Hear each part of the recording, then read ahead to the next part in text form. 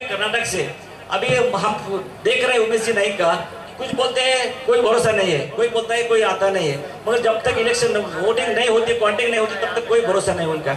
उस निर्वाचन क्षेत्र में इतने बंजारा समाज के लोग हैं, फिर भी आज से बोल रहे कि नहीं कोई भरोसा नहीं। बोले क्यों भाई भरोसा नहीं? 200% 200% विन 200%।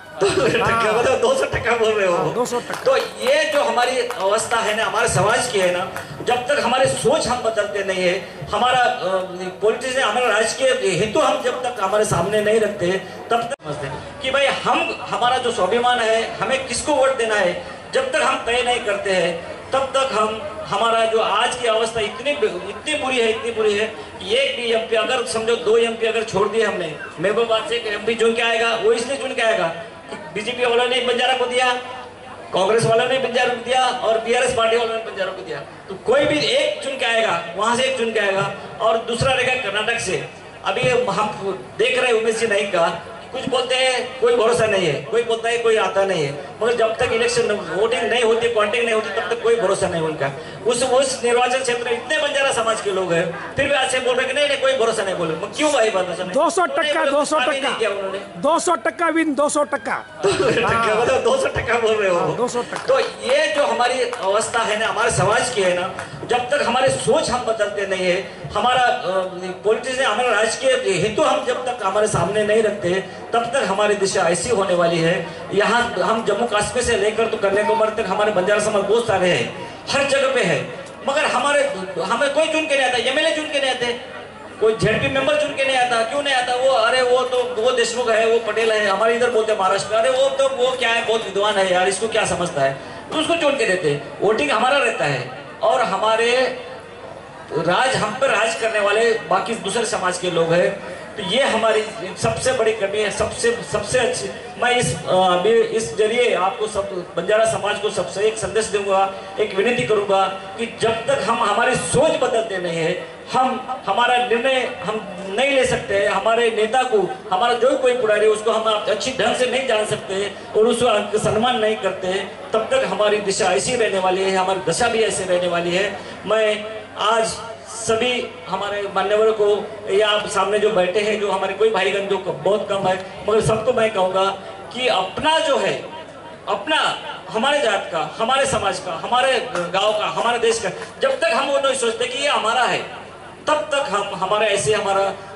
हम इलेक्शन में हारते रहेंगे। हमारे साथ में ऊपर का कोई ऊपर बैठे रहेगा, और वो अगर सत्ता में नहीं है, संसद में नहीं है, अगर हम विधान भवन में नहीं है ज़्यादा हम, तो हमारी जो समस्याएं है, हमारी जो आरक्षण की समस्या अगर संसद में अभी तक नहीं छूटी है, हमारे स्टेट में जो समस्या है वो नहीं होती है, जब तक हमारा आवाज़ उठाने वाला अगर कोई नहीं है, तो फिर हम हमारी समस्या हल नहीं कर सकते हैं। और जब तक राजनीति, हम बोलते हैं कि हम राजा महाराजा लोग हम राज करते थे, हमारा गुरु राजा गुरु झेंडा लागे कधी लागे करण आपण बडे मुश्किल से दी खासदार निवडून आपण कधी दी आवा करण जर तोळे आपण जी सर हो गया सर थँक्यू जर तोळे आपण समजानी आपण समजाने आपण गोरमाटे समाज आपण जर समजानी बद तोळे आपण से काही आपण राज्यसत्ता में आपण आ सकानी अतिशय वाईट दिशाचा आपण दशाचा आज आणि आपण दिशा भी अगर न बदले तो आपण हनुज रेवाळो आणि आपण समाज राजकारणामध्ये धीरे धीरे लाड चले जाओ। जो मुख्यमंत्री महाराष्ट्र रहो तो एक दी आम एमएलए कोणी आले हमार एक खासदार कोणी आ रहा हमारो महाराष्ट्र में थी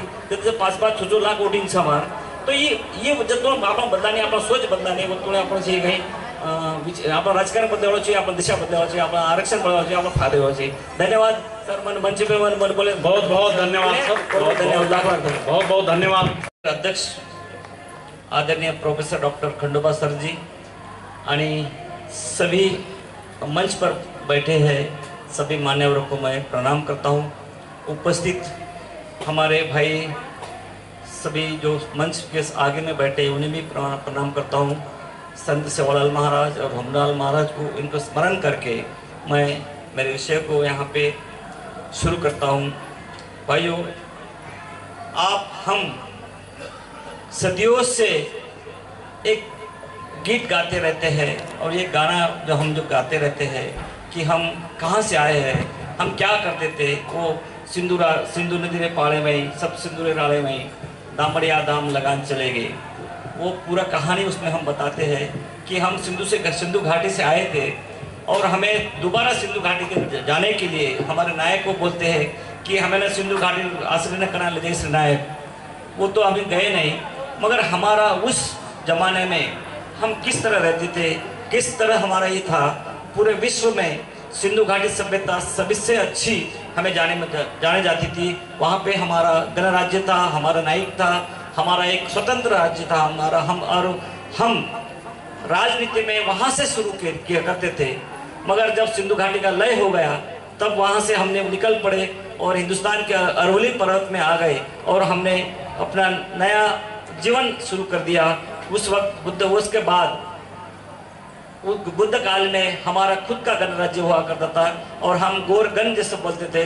खुद का हमारा गणराज्य, छोटे छोटे 10 गांव के, 5 गांव के, 15 गांव के हमारा गण रहता था और उसके हम राजा थे। उसलिए हमें गणराज्य था तो उसे हम गोरगण हम जो बोलते थे वो भी था। वो यहाँ तक चला कि जब तक अपने देश में यवन का राज्य आता नहीं है, बाहर से जो यवन आए हैं, मुस्लिम मुगल सम्राट जो आए हैं, तब तक हमारा व्यापार उसी वक्त, जब बुद्ध काल में हमारा व्यापार भी चलता था और हमारा राज्य भी था। मगर जब हमारे देश में यवन आ गए तो हमारा गणराज्य चले गया, मगर हमारा व्यापार तब तक चलता था। मुगल से लेकर तो निज़ाम तक, निज़ाम के राज्य में भी हमारा अच्छी तरह से आवागमन था, पूरे विश्व में आवागमन था। हम धान्य के साथ में सूखा मेवा भी ट्रांसपोर्टिंग करते थे, खुद का व्यापार था, कपड़ा भी बेचते थे, सभी था, सब पैसे वाले थे हम। उस वक्त भी जब कहाँ तक चला हमारा हमारा बंजारा समाज का सिलसिला जो था ना, जब तक अपने देश में अंग्रेज नहीं आते हैं तब तक हम सुस्थिति में थे। हमारा अच्छी तरह से हमारा व्यापार भी चलता था, हमारे पास हर ढंग का हमारा खुद का एक ताना रहता था, खुद का गणराज्य हमारा रहता था। एक ताने के रूप में हमारे गणराज्य रहता था, हम खुद राजा थे वहाँ के।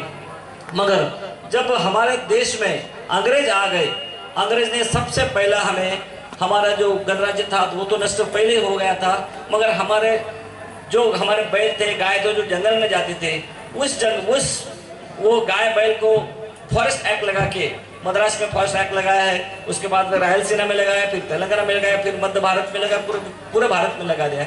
हमें उस एक्ट के जरिए जंगल में हमारे जानवरों को, बैल को हमें प्रवेश नहीं था। इसलिए हमें हमारा जो हम इंग्रेज से हमारा झगड़ा होते रहता, हम उनसे हरदम उनके खिलाफ हमारा ये करता था। उन्हें ऐसा लगा कि ये अपने से बस में आने वाले लोग नहीं है।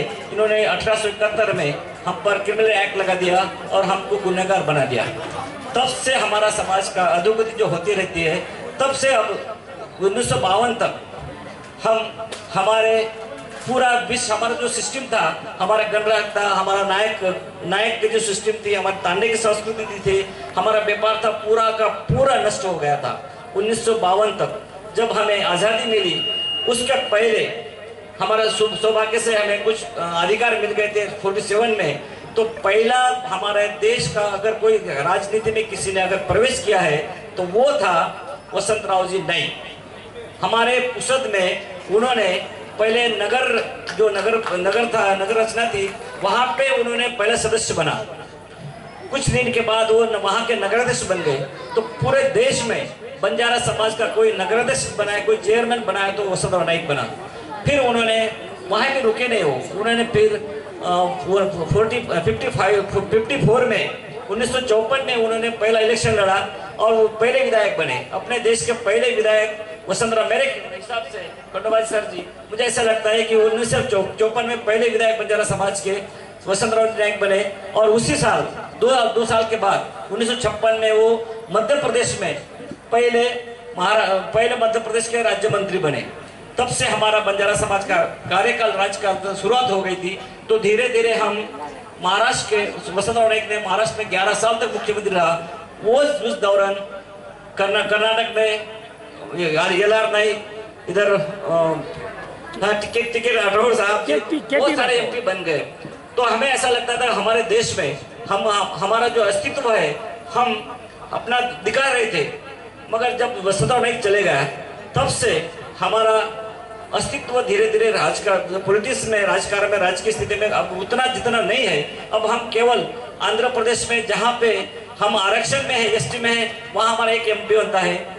कर्नाटक में जहाँ वहाँ पे आरक्षण है, वहाँ पे वो इसलिए बनते हैं कि हम एससी में है वहाँ पे कर्नाटक में, तो वहाँ के जो लोग हैं, जो प्रस्तावित समाज है, जो पढ़े उच्च जाति के लोग हैं, वो एससी समाज को, या जिसको हम तो बोल नहीं सकता, मगर मैं बोलता हूँ, या ढेड़िया बोलते हैं या महार बोलते हैं, उसको वोट मतदान करने के बजाय हमें देते हैं, इसलिए हम चुन के आते हैं। हम ओपन में कभी नहीं चुन के आए। वही स्थिति है आंध्र प्रदेश में, तेलंगाना में है, आज के तेलंगाना में है कि वहाँ पे जहाँ आरक्षण है वहाँ पे आते, ओपन में कभी नहीं आते। हमारे महाराष्ट्र में वसंतराव नाइक 77 में पहली बार MP बने थे। उसके बाद उसके पहले उत्तम राव जी राठौड़ हिंगोली से बने थे, वो ओपन में बने थे। और उसके बाद 78 में वसंतराव नाइक चीफ मिनिस्टर नहीं थे, तब उन्होंने वो बने थे। और उसके बाद जो हमारे महाराष्ट्र में फिर लास्ट में बने थे हरिभाऊ जी राठौड़ 2004 में। मगर तब से हम अभी आज देख रहे हैं, हम संघर्ष कर रहे हैं कि हमारा इतने पॉपुलेशन है हमारे देश में, मगर हम MP क्यों नहीं बनते। इसका अगर हम सोच के देखें ना, तो सबसे बड़ी कमी है हमारे समाज में। हमारा आत्मविश्वास खो बैठे हैं। हमें ऐसा लगता है कि हम अभी चुन के नहीं आते, इतनी दुरुस्त हो गया हमारे समाज में। और सबसे दुर्भाग्य की बात यह है कि हम थोड़े से लालच में किसी जो प्रस्तावित समाज है, हमारा महाराष्ट्र की बात किए तो मराठा या देशमुख के कहने से किसी भी वोट दे देते हैं। अभी जो इलेक्शन हुआ है, इसके पिछले 2019 का जो इलेक्शन हुआ है, यवतमाल लोकसभा निर्वाचन क्षेत्र में हमारे 5.5 से 6 लाख वोटर है। मगर 2019 में जब सर जी 2019 में जब हमारे PB राणे एक कमिश्नर ऑफिसर थे, वो खड़े थे, उसको केवल 24,000 वोट मिले। तो बाकी वोट गए कहाँ पे? इससे यही कटी से हर वो हिंगोली क्षेत्र विधान लोकसभा क्षेत्र है, वहाँ भी ऐसा होता है।